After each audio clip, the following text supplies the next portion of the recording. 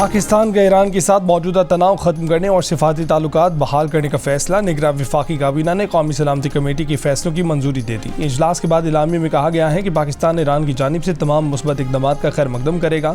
काबीना ने पाकिस्तान की मुसल्लह अफवाज की आला पेशा महारत, पाकिस्तान की खुद मुख्तारी की खिलाफ वर्जी पर पाक फौज के जवाब को सराहा। वज़ीर आज़म ने कहा कि दोनों ममालिक के मुफाद में है कि ताल्लुकात को बहाल करने के इक़दाम करें।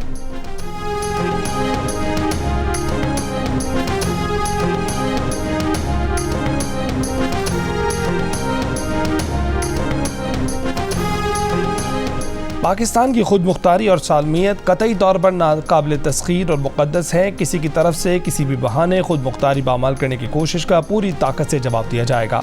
आवाम की सलामती यकीनी बनाने में कोई कसर नहीं छोड़ी जाएगी। कौमी सलामती कमेटी के इजलास का एलामिया जारी। इजलास को पाक ईरान सूरत हाल पर सियासी और सिफारती पेशरफ्त पर ब्रीफिंग दी गई। एलामिया में कहा गया कि दोनों ममालिक के दरमियान मुतादिद मवासलाती ज़राए को इस्तेमाल किया जाना चाहिए। दोनों ममालिक बातचीत और सिफारतकारी से छोटी मोटी रुकावटों पर काबू पा सकेंगे।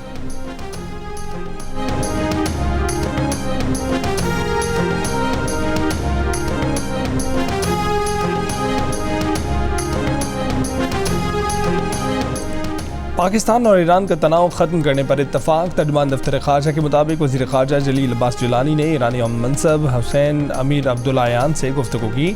ज़राए का कहना है कि ईरान और पाकिस्तान ने सफ़ीरों के तबादले का भी फैसला कर लिया, ताहम पाक ईरान सफ़ीरों की वापसी की टाइमलाइन अभी तक तय नहीं हुई।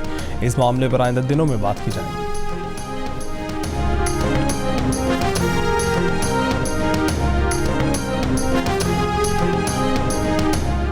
पाक ईरान कशीदगी के बावजूद इलेक्शन कमीशन 8 फरवरी को इंतखाबात कराने के लिए पुरअज़्म। तर्जुमान इलेक्शन कमीशन ने इंतखाबात की तारीख पर नज़रसानी का इम्कान रद्द कर दिया।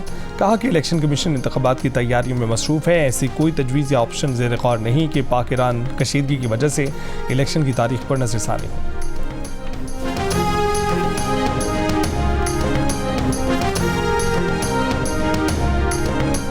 शदीद धुंध के बायस मोटरवे M3 फैसपुर से रजाना तक बंद कर दी गई। मोटरवे M4 शेरशाह से पिंडी भटियां और M5 शेरशाह से उच्च शरीफ तक बंद। खराब मौसम और धुंध के बायस जुमे को 45 परवाजें मनसूख करना पड़ी।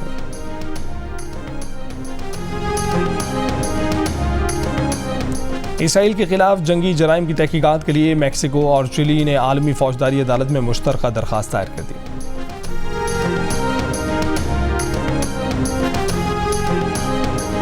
गजा में 8 रोज़ मुसलसल बंदिश के बाद इंटरनेट सर्विसेज बहाल होना शुरू हो गई। गजा के शहर खान यूनिस में इसराइली फ़ौज के हमले, फायरिंग, मजीद 77 अफराद शहीद, दर्जनों ज़ख्मी।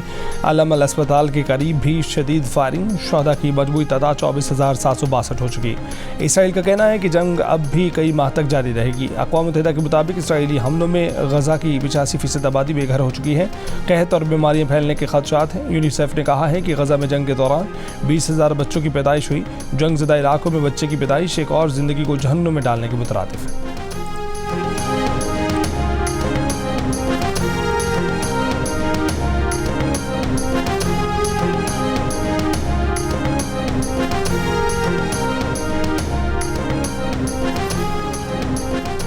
निगरान वज़ीर आला मोहसिन नकवी का मज़ार बीबी पाक दामन का दौरा। मज़ार की तौसी तज़य्युन के कामों पर पेशरफ्त का जायज़ा।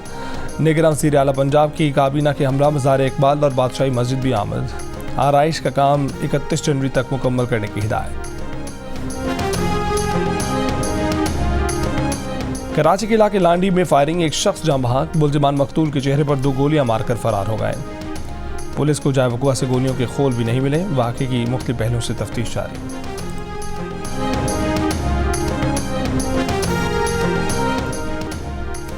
गजा पट्टी में इसराइली बमबारी से मजीद 142 फ़लस्तीनी शहीद हो गए, 278 ज़ख्मी हुए। इसराइली फ़ौज ने गजा में 12 ख़ानदानों का इज्तिमाई कत्ल-ए-आम किया। कम अज़ कम 4 लाख शहरी वबाई अमराज का शिकार हुए। इसराइल का गजा में एक और फौजी की हलाकत का एतराफ़। अमरीका के सदर जो बाइडन का इसराइली वज़ीर आज़म बेंयामिन नेतन्याहू से टेलीफोनिक राब्ता। फ़लस्तीनी शहरियों को नुकसान पहुँचने की जिम्मेदारी पर बात की। जंगबंदी का मुतालबा करने से गुरेज। इसराइली मीडिया का कहना है कि जंगी जुनून में मुब्तला नेतन्याहू की हुकूमत गिरने का इम्कान पड़ गया है।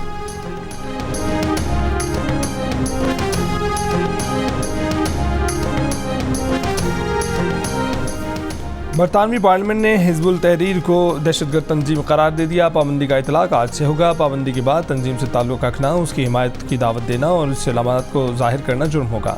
हिजबुल तहरीर ने इसराइल हमास तनाज़े के बाद फ़लस्तीनियों की हिमायत में मुजाहरों के दौरान अपने रैलियों का एहतमाम किया था।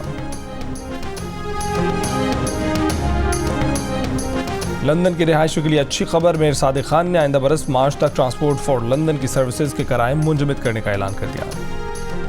और कनाडा के शहर एडमिंटन में भत्ताखोरी वाक़यात में भारत में मौजूद नेटवर्क मुलव्विस होने का इंकशाफ। एडमिंटन पुलिस के मुताबिक भत्ताखोरी समेत 27 जराइम की मनसूबा साजी भारत में की गई। जराइम में मुलव्विस 6 मुलजिम गिरफ्तार कर लिए गए। एक कनाडा से फरार हो गया।